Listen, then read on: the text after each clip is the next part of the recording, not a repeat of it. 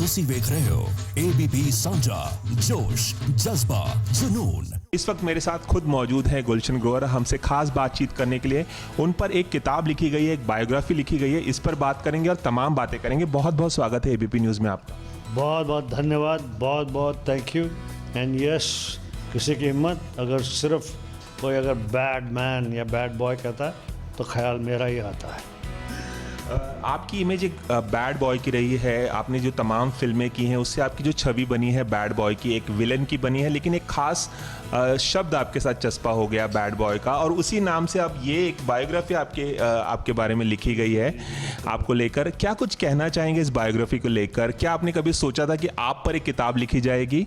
मुझे एक नई सी अचीवमेंट की फीलिंग आ रही है।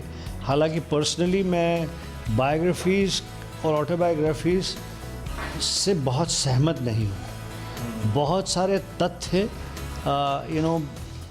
तोड़ मरोड़ कर बताए जाते हैं, ठीक से नहीं बताए जाते या पूरी सच्चाई नहीं बताई। हाँ, और उस समय जो चूँकि वो जिसके बारे में लिखा जा रहा है वो बहुत सक्सेसफुल है, वो उसे अपने नज़रिया से, अपने पॉइंट ऑफ व्यू से उन तथ्यों को बताते हैं। दूसरा, बहुत सारे लोगों के बारे में जो किस्से लिखे जाते हैं उनमें से कई लोग डिफेंड करने के लिए मौजूद नहीं हैं, या उनमें डिफेंड करने की ताकत नहीं है कि अब आप नामी ग्रामी स्टार बन गए तो आपसे कौन लड़ेगा और उनकी सुनेगा कौन।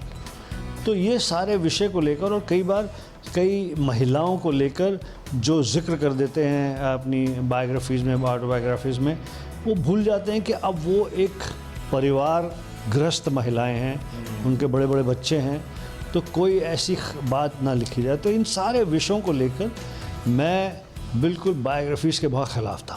अच्छा। मैंने कहा था मैं नहीं लिखूँगा।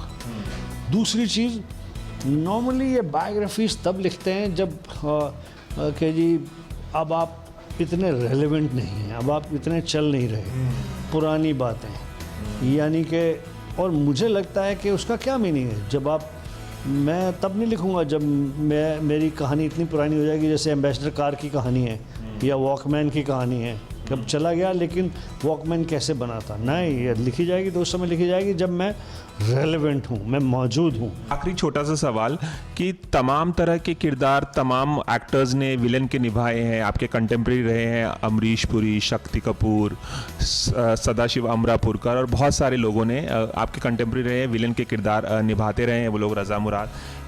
ऐसी कोई एक फिल्म जिसमें किसी विलन को देखकर आपको लगा यार ये किरदार मुझे मिलता, और आपके मन में वो टीस रह गई हो यार ये फिल्म में मैं विलन क्यों नहीं हूँ? ऐसा होता है, हमारे हाथ से बहुत सारे किरदार निकल जाते हैं या हमें अप्रोच नहीं किया है।